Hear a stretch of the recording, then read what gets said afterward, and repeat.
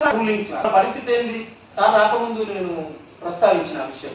మహబూబ్ నగర్ లో పాత అధికార పార్టీ పాలమూరు టీడీ వద్దని, వైరుధ్యాలు వస్తాయని, నష్టం ఆయకట్టుపోతుందని అప్పటి సీఎంకి లెటర్ రాసింది పాత ప్రజాప్రతినిధులందరూ.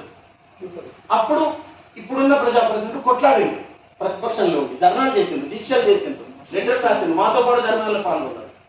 చిన్నారెడ్డి అయితే డైరెక్ట్ గా వనపర్తిలో టెంట్ వేసింది. డీకేలో ధర్నా జరిగినంతసేపు కూర్చున్నది. జైపాల్ రెడ్డి 5 టెంట్లలో పాల్గొన్నాడు. ఒక దగ్గర కాదు, అదొక పెద్ద ఉద్యమం. అది తర్వాత ఏం జరిగింది మరి? ఇప్పుడు వాళ్ళు అధికారంలోకి వచ్చి మళ్ళీ ప్రపోజల్స్ తెస్తుంది.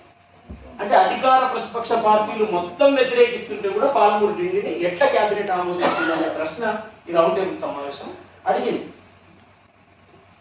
అయితే ఇట్లా సూటిగా ఏదో అడిగి వాళ్ళని హర్ట్ చేసి ఏమో చేయాలని కూడా కాదు.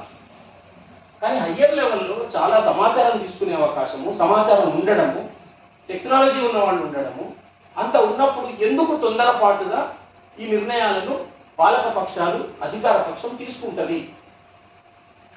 తెలంగాణకు ఒక బ్లూ ప్రింట్ ఉండాలని అడిగినాం.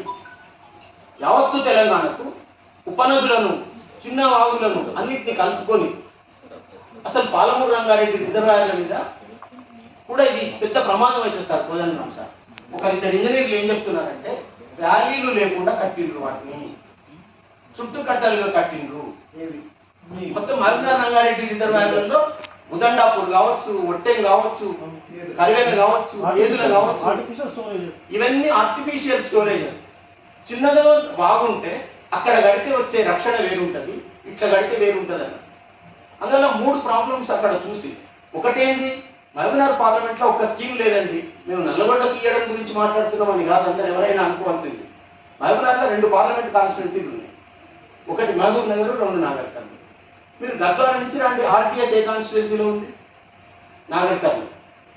నెట్టెంపాడు ఎక్కడుంది? నాగర్ కర్నూలు. జూరాల ఎక్కడుంది? నాగర్ కర్నూలు. భీమా ఫేజ్ 2 ఎక్కడుంది? నాగర్ కర్నూలు. కల్వకుర్తి ఎక్కడుంది? నాగర్ కర్నూలు. పాలమూరు రంగారెడ్డి స్కీమ్ ఎక్కడికి మార్చిండ్రు? నాగర్ కర్నూలు జిల్లా. ఇప్పుడు పాలమూరు డీడీ ఎక్కడికి తెచ్చిండ్రు? నాగర్ కర్నూలు తెచ్చిండ్రు. అంటే ఒక పార్లమెంట్ పరిధిలో ఇన్ని స్కీమ్స్ వచ్చినప్పుడు ఆ రైతులు ఎంత సఫర్ అయి ఉంటారో ఒకసారి ఆలోచించండి. అందులో మేము ఇది కలవకూడుతుంది కనుక అవుట్ రైట్గా అక్కడ షాద్ నగర్ పెట్టండి అంటే ఇంజనీర్లే ప్రతిపాదిస్తే పాలమూరు రంగారెడ్డి అంటే యాక్సెప్ట్ చేసినాం. ఇవాళ ఏమైపోయింది? దాన్ని మన కిందికి తెచ్చింది. ఇది అపోజ్ చేస్తుంది. కనుక దీన్ని ఏ రకంగా కూడా డిండి ఎత్తు పెంచినా, డిండిలో ఇంకేమైనా చేసినా వాళ్ళ మహబూబ్నగర్ ముచ్చుడే. అవుట్ రైట్కి ఒక ప్రపోజల్ ఏంటంటే మొత్తం తెలంగాణకు ఏ జిల్లాలో వాటర్ సోర్స్ ఉంటే ఆ జిల్లా నుంచి నీళ్లు తీసుకొని ఆ జిల్లాలో ఉన్న భూములకన్నిటికీ ఇవ్వడానికి ఒక నమూనా మన చేతిలో ఉండాలి. ఏ జిల్లాకైతే వాటర్ సోర్స్ లేదో, తీసుకోవడానికి అవకాశం లేదో ఆ జిల్లాకు ఉన్న జిల్లా నుంచి మార్చాలి. అట్లా రంగారెడ్డి జిల్లాకు లేదు. ఇప్పుడు రంగారెడ్డి జిల్లా తనకున్న నీళ్లు కూడా మూసీ ద్వారా కిందికే ఇస్తున్నారు. నిన్నటిదాకా మహబూబ్నగర్ కూడా ఏం లేవు, అది కూడా దుందుబిని కిందికే ఇచ్చింది. అందులో ఇది ఒక తీవ్రమైన సంక్షోభం. ల్యాండ్ మీనింగ్లెస్ అయిపోతుందని, వాటర్ లేకుంటే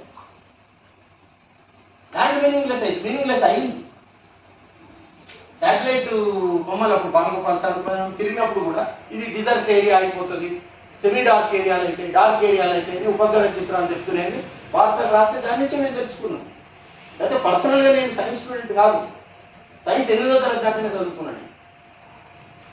అందువల్ల పరిస్థితి అంతా కూడా ఏమిటంటే అసలు ఒక సంకల్పంతో, ఒక పాజిటివ్ నోషన్ తోటి, పాజిటివ్ మూడ్ తోటి తెలంగాణకు మొత్తం నీళ్ళు ఎట్లా ఇచ్చుకోగలం? ఆరుగడి పంటలకే, నాట్ వరి పంటకు, ఆరుగడి పంటకైనా గ్యారంటీగా నీళ్ళు ఎట్లు ఇవ్వగలం అనే ఒక బ్లూ ప్రింట్ను ప్రజల ముందుకు తీసుకొస్తే దాన్ని అమలు చేస్తే ఏదైనా నడుస్తుంది. లేకపోతే వాడు నదులను ఎందుకు తీసుకున్నారు? సెంటర్ ఎందుకు తీసుకున్నారు? వాడు కంట్రోల్ వాళ్ళ చేతిలో పెట్టుకుంటే యథాతథ స్థితిని కొనసాగించవచ్చు. ఇటు తెలంగాణ పోలీసు, అటు ఆంధ్ర పోలీసు ఉండి ఘర్షణ కాకుండా అటు సెంట్రల్ పోలీసు ఉంటుంది, ఉన్న స్థితిని కొనసాగిస్తారు. స్థితి మారకుండా, పంపిణీ జరగకుండా తెలంగాణకి ఏమి న్యాయం జరగదు. కనుక ఇది ఒక మేజర్ పొలిటికల్ క్వశ్చన్ తెలంగాణలో. ఇది దిగువన ప్రజలు లేదా ప్రజాస్వామికవాదులు మనలాంటి వాళ్ళకి సర్దుబాటు చేసుకుంటే సాల్వ్ అయ్యే విషయం కాదు. ఇంత అర్థమైనాక కూడా మనం దాన్ని రేపటికి సాల్వ్ కావాల్సిన విషయంగా వదిలిపెడతామా? ఇప్పుడు ఏమన్నా ఎజెండా చేస్తామా? ఇది చాలా ఛాలెంజింగ్ క్వశ్చన్.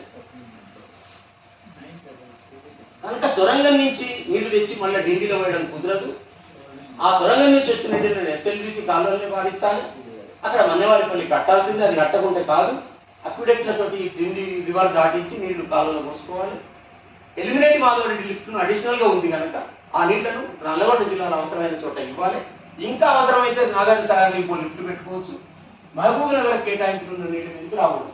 మహబూబ్ నగర్కు 90 టీఎంసీల నీళ్లు కేటాయిస్తే అది కూడా వాళ్ళు ఏమంటున్నారు, ఆ నీళ్లలో కూడా మాకు వాటా ఉంటుందని ఆంధ్ర వాళ్ళు ఆర్టికల్స్ రాస్తున్నారు. శంకరయ్య అని ఒక జర్నలిస్ట్ ఉన్నాడు, రెగ్యులర్గా రాస్తున్నాడు. 90 టీఎంసీలు మైనర్ ఇరిగేషన్ అన్నారు, మిగతా 45 టీఎంసీలు గోదావరి నీళ్లు ఆంధ్రకు తీసుకున్నందుకు, కృష్ణా డెల్టాకు తీసుకున్నందుకు అని ఇచ్చిండ్రు. మరి గోదావరి నీళ్ళు కృష్ణా డెల్టాకు తీసుకుంటే ఒక తెలంగాణకే హక్కు ఉంటుందా? ఎగోనా రాయలసీమ కూడా ఉంది, మాకు కూడా హక్కు ఉన్నది, ఇవాళ ఆ నీళ్ళు తీసుకోవడానికి లేదని ఎవ్రీ డ్రాప్ ఆఫ్ వాటర్ దగ్గర ఆంధ్ర ప్రాంతంలో వెరీ కాన్షియస్నెస్గా ఆర్టికల్స్ వస్తున్నాయి, విషయాలు మాట్లాడుతున్నారు, రాస్తున్నారు. మన దగ్గర ఏమవుతుందంటే రెగ్యులర్గా వాటర్ మీద ఎవరు రాయడం లేదు.